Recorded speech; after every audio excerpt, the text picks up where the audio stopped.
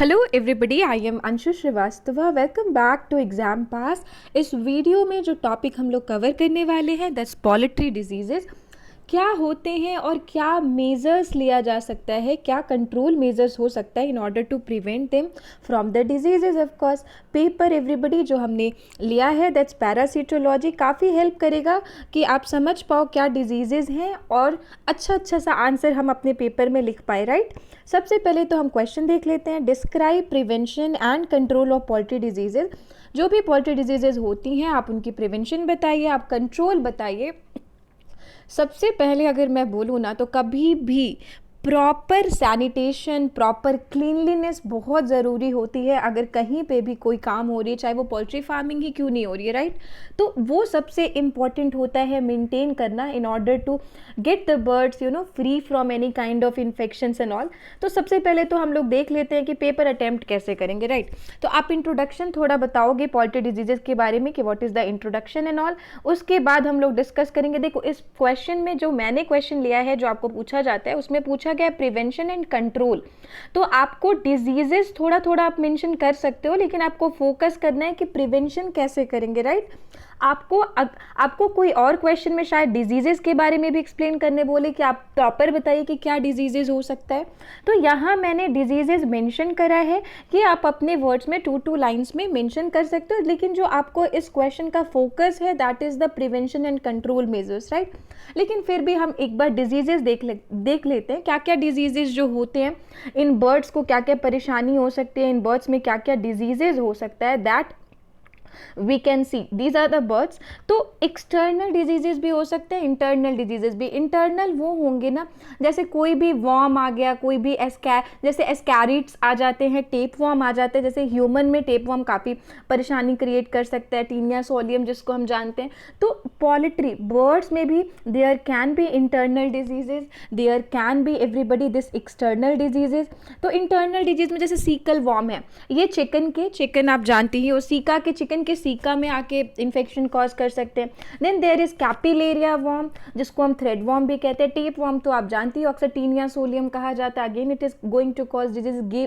Gap worms हो गए, poultry mites. अब ये जो पोल्ट्री माइट्स मैंने मेंशन किया, पोल्ट्री लाइस, ये सब एक्सटर्नल पैरासाइट है। ये आएंगे, ये कोई सपोज हैन है, ये एक्सटर्नल सरफेस पे आके अटैक करते हैं, that's why they are going to cause the external diseases. इनको एक्टो पैरासाइट्स भी कहा जाता है। ऐसे कोई भी पैरासाइट्स जो आके एक्सटर्नली होस्ट ऑर्गेनिज्म को परेशान कर रहे हैं उनको एक्टो पैरासाइट्स कहा जाएगा। तो चाहे वो पोल्ट्री लाइस ही क्यों नहीं है, ब्लू बग हो गया, रेड बग हो गया, चिगर्स हो गए, they all are going to cause परेशानी ऑफ कोर्स। तो ये एक्सटर्नल डिजीजेस कॉज कर सकते हैं, जैसे पोल्ट्री लाइस है, फॉल टिक है।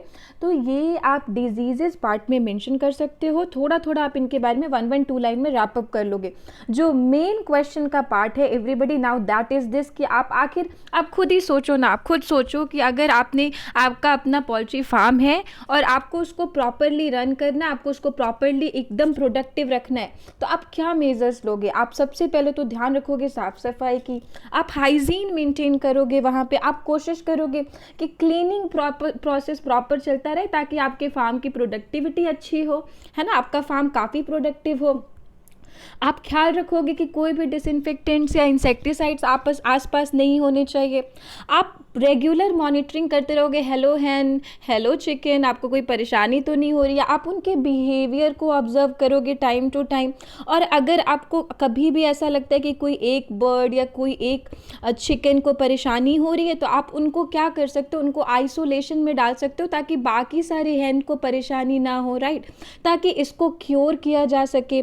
तो आप उस जो भी चिकन को परेशानी हो रही है, जो भी बर्ड को परेशानी हो रही है, आप उनको क्वारंटीन कर सकते हो। You can put them in the isolation so that it can be cured. और फिर आप कोशिश करोगे कि उनको प्रॉपर मार्केटिंग में तुरंत डाल दिया जाए ताकि ये, क्योंकि अगर if you are putting that hen back to the normal eggs तो वहाँ पे फिर वो बाकी नॉर्मल चिकन्स में भी परेशानी हो सकती है। तो हम क्या क्या प्रिवेंशन मेजर ले सकते हैं, आप टाइम टू टाइम वैक्सीनेशन कराओगे, आप देखोगे कि yes these are the birds, इनकी प्रॉपर वैक्सीनेशन होनी चाहिए ताकि ये हेल्थी रहें। अगर वैक्सीनेशन होता है तो काफ़ी सारी चीज़ें इंपॉर्टेंट है। यहाँ पे आप देख लो कई सारे वैक्सीनेशंस के प्रोग्राम के नाम लिखे हुए, that you can mention in your answer. आप कोशिश करोगे कि कोई पैरासाइट आसपास ना रहे, जैसे ये सारे इनको हटा देना, टेप वर्म, कैपिलरी वर्म हटो, सीकल वर्म हटाओ, पोल्ट्री माइट्स, इनका आप इरेडिकेशन पे फोकस करोगे। तो हमें क्या करना होता है, we have to focus on the eradication of any kind of worm which is a possible parasite जो आके परेशानी कॉज कर सकता है। तो आप पैरासाइट कंट्रोल करोगे। रेगुलरली इंस्पेक्शन बहुत ज़रूरी है। आपको हमेशा कोई भी चीज़ें अगर हो रही हैं, पोल्ट्री फार्मिंग हो रही है, तो उसका ख्याल रखना बहुत ज़रूरी होता है। तो आप प्रॉपर इंस्पेक्शन करोगे, टाइम टू टाइम विजिटिंग होनी चाहिए।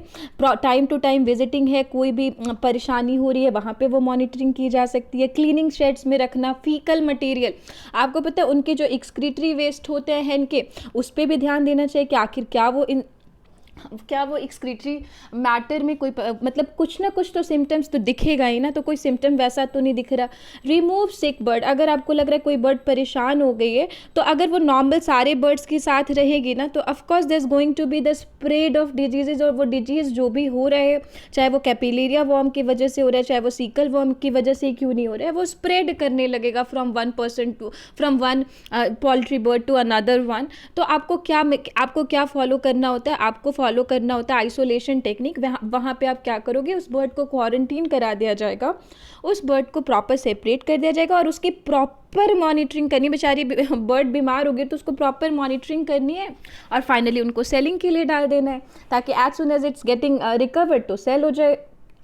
मल्टी एज फ्लॉक्स किया जाता है, एज ग्रुप सेपरेट कर सकते हो। आपको पता है जो भी बर्ड्स आप, since you own a farm right, poultry farm, तो आप क्या कर सकते हो, आपको पता होगा कि बर्ड का एज ग्रुप क्या है एंड ऑल, तो उसके बेसिस पे आप क्या कर सकते हो। एज सेपरेशन से एक फ़ायदा होगा ना कि जो उनका न्यूट्रिशनल रिक्वायरमेंट है वो प्रॉपरली फीड हो सकता है। तो पर्टिकुलर एज ग्रुप के बर्ड्स होंगे, उनका कुछ अलग बॉडी डाइट रिक्वायरमेंट होगा, तो उनको उस तरीके से फीडिंग करी जा सकती है, तो जिससे ऑफकोर्स वो डिजीज से प्रिवेंटेड रहेंगे।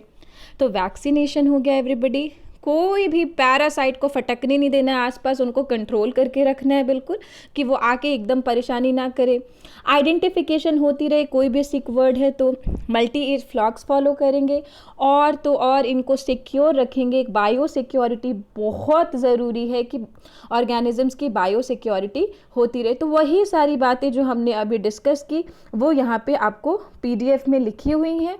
तो आप क्या क्या कर सकते हो इन एकदम, अगर हम लोग एक जिस्ट में देखें, वैक्सीनेशन पे फोकस करेंगे, पैरासाइट को कंट्रोल रखेंगे, मल्टी एज फ्लॉक्स पे ध्यान रखेंगे और हम लोग एकदम प्रॉपर एकदम अलर्ट रहेंगे और मॉनिटरिंग करते रहेंगे प्रॉपर, कि स्कैन करते रहो आपकी कहीं कोई दिक्कत तो परेशानी नहीं हो रही है बर्ड की।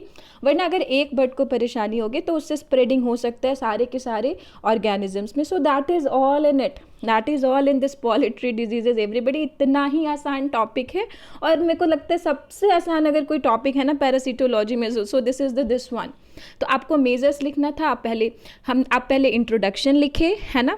आप अपने आंसर में कैसे आपने अटेम्प्ट किया, आपने सबसे पहले इंट्रोडक्शन लिखा, फिर आपने डिजीज़ेस के बारे में मेंशन किया एवरीबडी। डिजीज़ेस में आपने इंटरनल और एक्सटर्नल के बारे में बता दिया थोड़ा बहुत, और फिर आप आ जाओगे सीधे प्रिवेंशन में, vaccination, cleaning process, removal of refuse, चाहे डिसइंफेक्शन हो गया, क्लीनिंग ऑफ फ्लॉक हो गया, caring of flock, isolating, separation, और सबसे भी बात नहीं बन रही है तो फाइनल चारा क्या होता है, उनको मेडिकेशन प्रोवाइड करना। तो आप वो भी लिख सकते हो।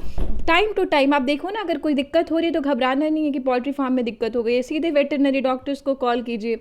वेटरनरी डॉक्टर्स आएंगे, प्रॉपर चेकअप करेंगे, मेडिकेशन देंगे, बर्ड एकदम फिट एंड फाइन, तो आपका फार्म भी अच्छा चलता रहेगा, right. So that is all in this video everyone.